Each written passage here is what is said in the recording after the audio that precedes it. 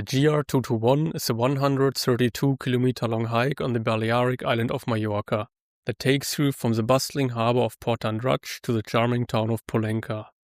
This extraordinary journey leads you across the island from the serene shores of the Mediterranean to the rugged peaks of the Serra de Tramuntana, a mountain range that forms the spine of the island. Follow us on our journey as we wind through ancient olive groves, past crystal clear streams and across windswept ridges. You will experience a breathtaking cross-section of Mallorca's natural beauty, a true coast-to-coast odyssey through wild landscapes, timeless villages, and soaring peaks that seem to touch the sky. After a sleepless night and a brief flight to Palma de Mallorca, we finally began our hike in Portandruch just as the afternoon sun began to dip. Coming from the chilly embrace of a German winter, the warm Mediterranean air surprised us with a welcome yet unexpected intensity. The first ascent, steeper and more challenging than we had expected, tested our endurance. The stunning views that greeted us at the top made every step worthwhile though. The expansive views of the rugged coastline and distant peaks were the perfect reward, washing away any traces of fatigue and filling us with great anticipation for the days to come.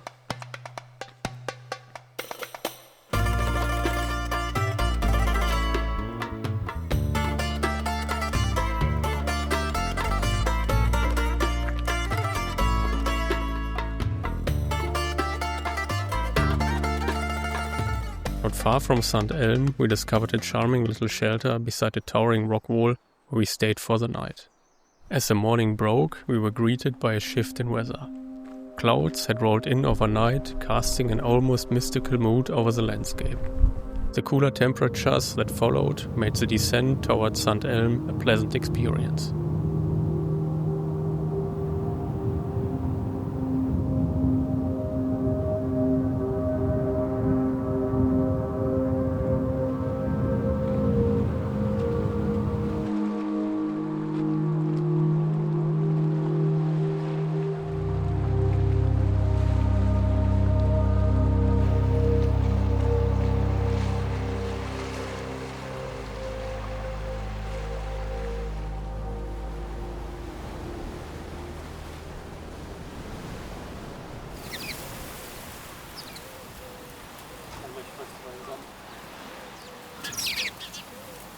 After taking a break and restoring our supplies, we continued from Sant Elm into the mountains.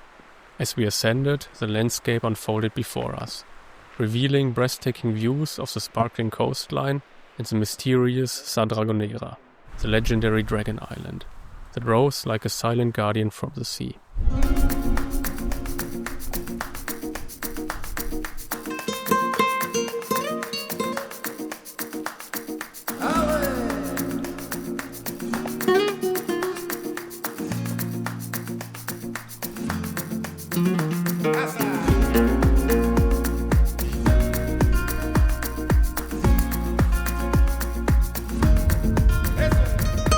After a while, the path turned inland, guiding us towards Ses Fontanelles, our destination for the second day. Not needing to resupply our water, we passed Ses Fontanelles, and as the last traces of daylight began to fade, we ascended once more into the mountains. Despite our hopes, the terrain up there was too rugged for camping, and the thought of pushing on into the encroaching darkness wasn't very inviting. So, with the night creeping in, we started creating our own shelter underneath the big tree on the mountainside.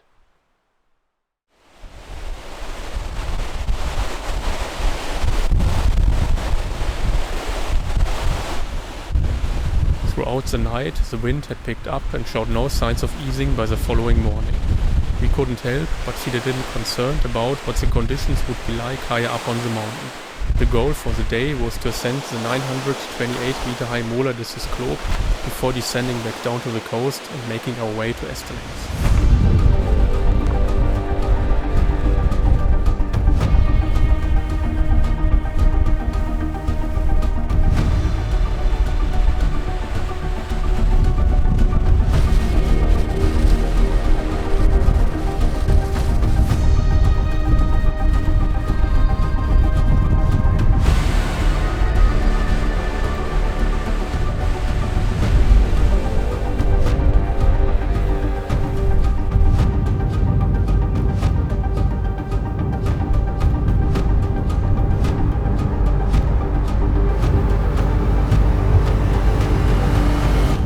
Fortunately, the wind wasn't as fierce up on the mountain as we had feared.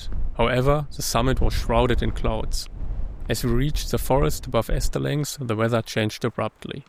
Strong gusts of wind wiped in from the sea, followed by a torrential downpour. We quickly threw on our capes and managed to reach Esporles around midday. After an extensive lunch break, we continued our journey towards Esporles from there.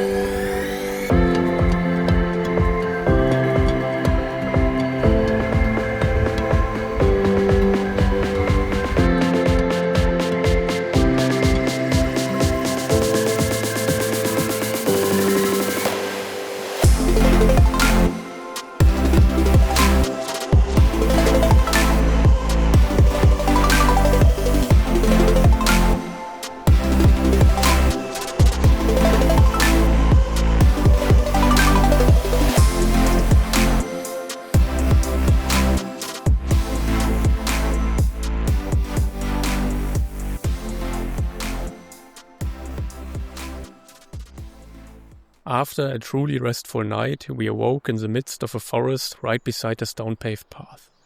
The complete stillness of the air, combined with the dense canopy of leaves and branches overhead, had created a sense of calmness, but at the same time the atmosphere felt almost stifling.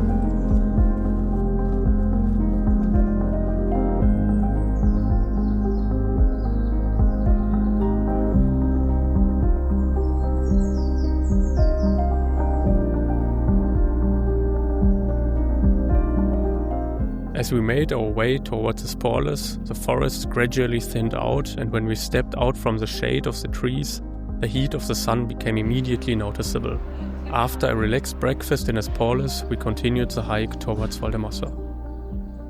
Without warning, the weather took a dramatic turn. The wind turned fierce, bringing rain across the sea. So we took out our capes once again and continued the trail following the path up the hill. However, just as quickly the sun emerged once more. We reached the viewpoint, stowed our capes and enjoyed the views over the island. In the distance we could see Palma de Mallorca and the highest mountain of the southerly Serra de Tramuntana, Puig de Galazzo, which is also called the Matterhorn of Mallorca due to its strikingly beautiful shape. After some time we continued our journey through a stone oak forest towards Valldemossa.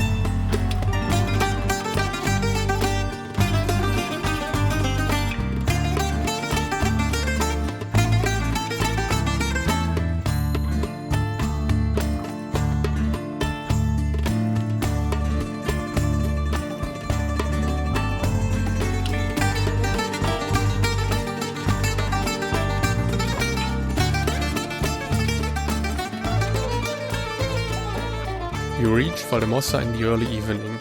After passing through the charming mountain village, we walked on for a few more minutes before finding a suitable spot to pitch our tents.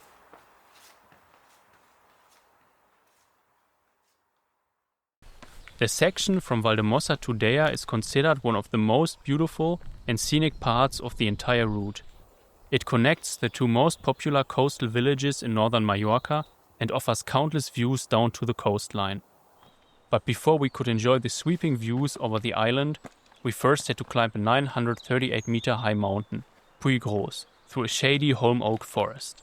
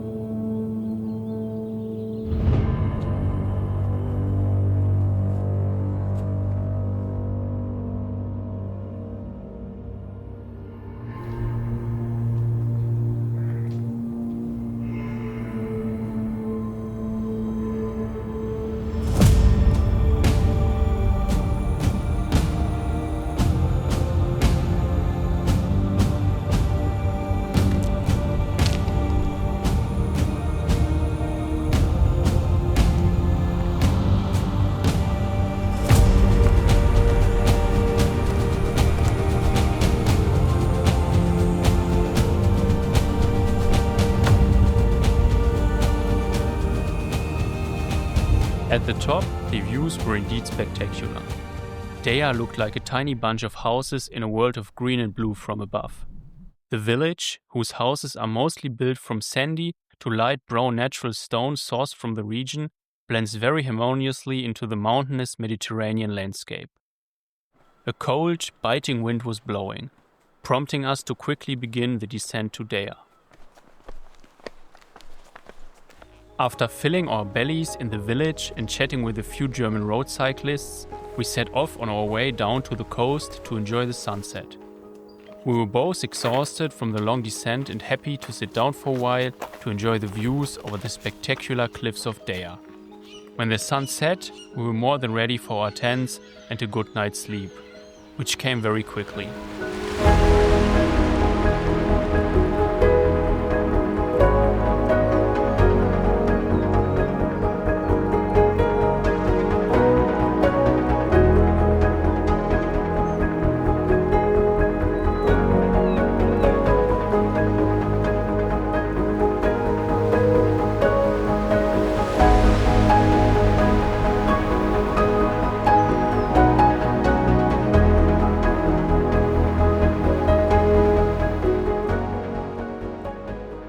The next morning began grey and rainy. After taking down our tents, we resigned ourselves to the inevitable and hoisted our heavy backpacks onto our shoulders. We had actually expected a relatively easy day, but after the first short, steep ascents and descents along the coast, it became clear to us that it would take some time and effort to reach Soyer.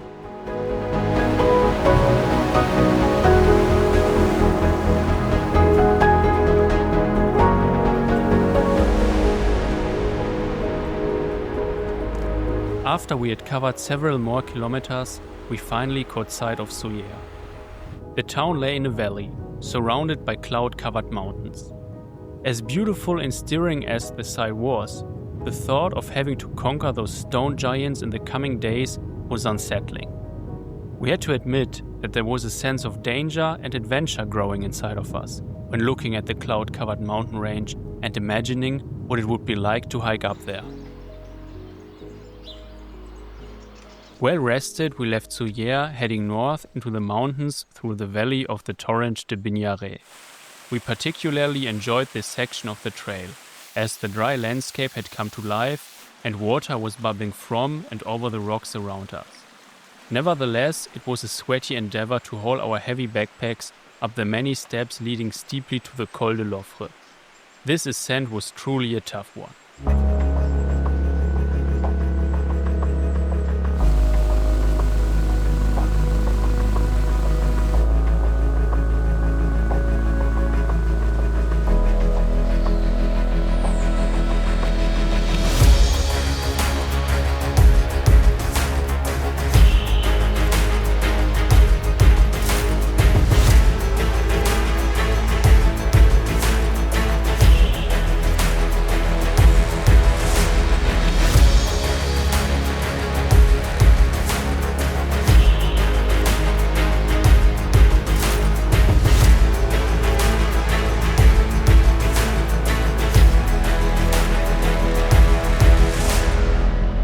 Once we reached the pass, we were rewarded with a breathtaking view of the Coubert Reservoir and the surrounding mountain landscape. We lingered for a while and took in the scenery.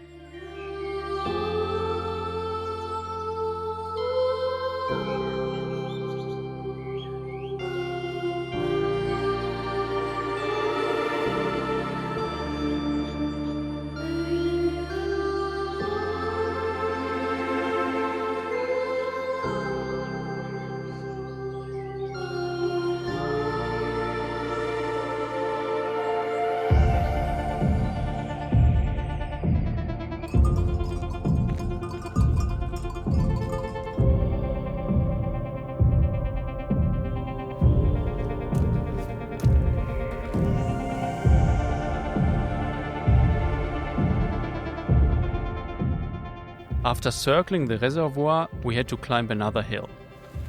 In the fading light of day, we began our descent towards the Refugi Tossal Verd. This section of the path is not without danger. as the valley becomes increasingly narrow and the trail steeply descends. There is a short via ferrata section to overcome. It's advisable to charge your headlamps beforehand, as the march through the rocky terrain takes quite some time. There are also very few suitable spots for camping. Beyond the via ferrata, the well-marked trail leads over a small rise and down to the refuge. On the 8th day on the trail, we were expecting rain. For that reason, we had safely stowed our cameras in our backpacks and filmed on our smartphones. Long-time followers of our channel know that we do acknowledge the smartphone's rightful place as a video camera, especially when it's raining. And in this case, it was particularly interesting to see a Sony Xperia smartphone directly compared to a Sony Cinema Line and Sony Alpha Line camera. But enough of the tech talk. That morning, we passed the refuge and began the long ascent to the highest pass on the entire island, the Col des Pras, at 1260 meters. As it became clear that the forecasted rain wasn't going to come, we took out our cameras to capture the breathtaking landscape in the best way possible.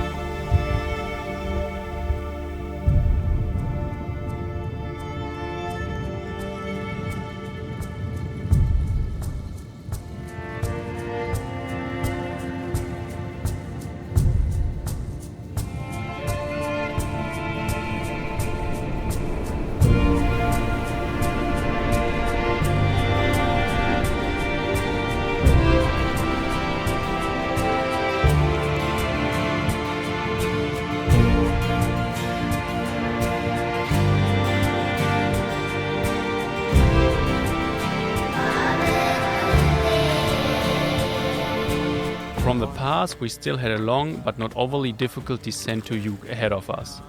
The mental advantage for us was knowing that this would be the last real descent on our journey to Pollença.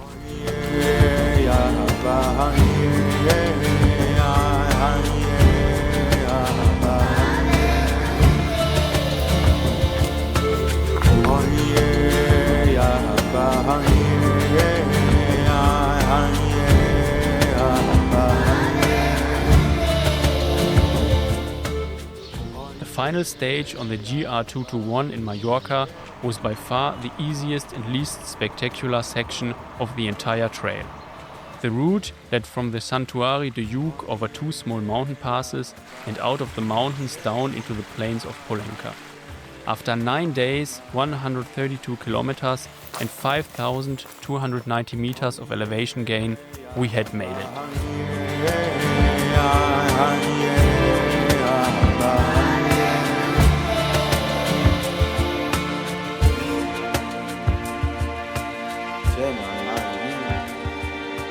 Papa na, Lana, Gemma, Marina.